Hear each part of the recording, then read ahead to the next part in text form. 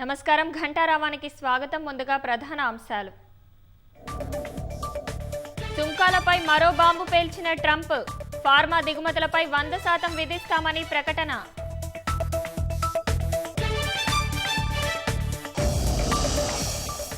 ఉత్తర మధ్య బంగాళాఖాతంలో అల్పపీడనం.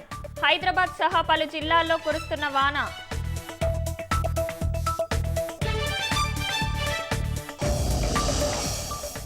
ఎగువ నుంచి గోదావరి పరివాహక ప్రాంతాలకు వరద పోటు.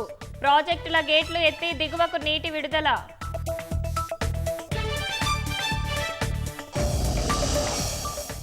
నేడు అంబర్పేటలో బతుకమ్మ కుంటను ప్రారంభించనున్న సీఎం. 7 కోట్లతో 5 నెలల్లో చెరువుకు జీవం పోసిన హైడ్రా.